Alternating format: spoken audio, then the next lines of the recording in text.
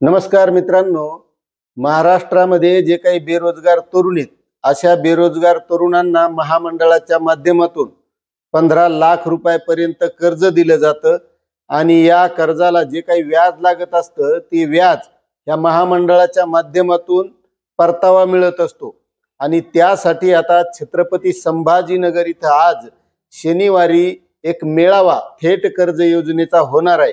आता या मेळाव्यामध्ये कोणकोणत्या बेरोजगारांना कर्जाचा लाभ मिळणार आहे, थेट कर्ज मिळणार आहे, यामध्ये कोणकोणत्या महामंडळाकडून हे थेट कर्ज दिल्या जाणार आहे, याबद्दलची सविस्तर माहिती आपल्याला आजच्या व्हिडिओमधून घ्यायची। त्याच्यामुळे तुम्ही जर आपल्या चॅनलवर नवीन असाल तर चॅनलला सबस्क्राइब करा आणि या महामंडळाचे अर्ज कसे भरायचे, कर्ज कसं मिळवायचं आणि कर्ज मिळाल्याच्या नंतर त्याचा व्याज परतावा कसा मिळवायचा याबद्दलची सविस्तर माहिती आपण यापुढे टप्प्याटप्प्याने वेगवेगळ्या व्हिडिओमध्ये घेणार आहोत। त्यामुळे तुम्ही आणखी आपलं चॅनल सबस्क्राइब केलं नसेल तर चॅनलला सबस्क्राइब करून घ्या। तर मित्रांनो, हे जे काही मेळाव्याचं आयोजन केलेलं आहे, हे मेळाव्याचं आयोजन भाजपाचे मंत्री अतुल सावे यांनी केलेलं आहे।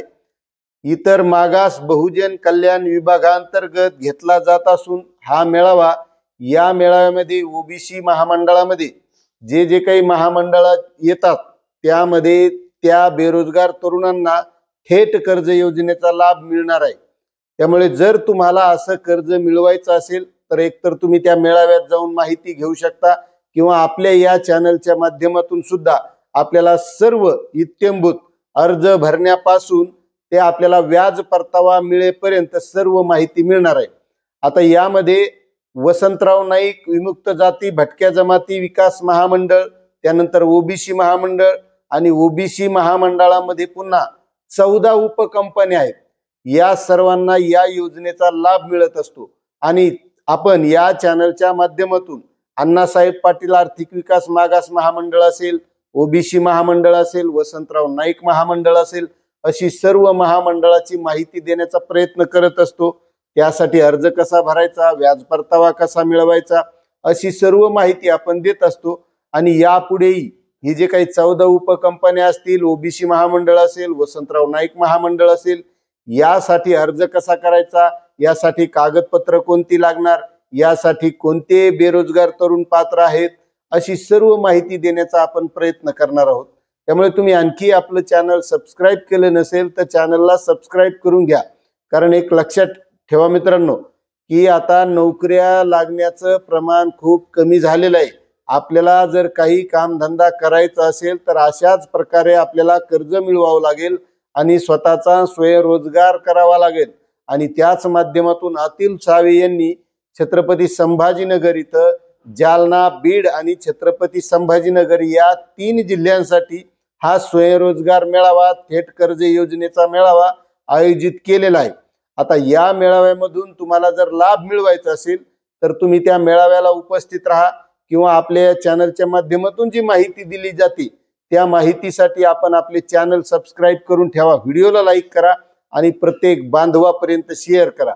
तर आता यामध्ये जे काही 15 लाख रुपयापर्यंत कर्ज दिले जातं, यामध्ये कोणकोणती महामंडळ येतात ही सगळी माहिती आपल्याला बघायची आणि कर्ज कसं मिळवायचं, याचा लाभ कसा घ्यायचा आहे, याची इत्यंभूत सगळी माहिती आपल्याला या चॅनल मधून मिळणार आहे।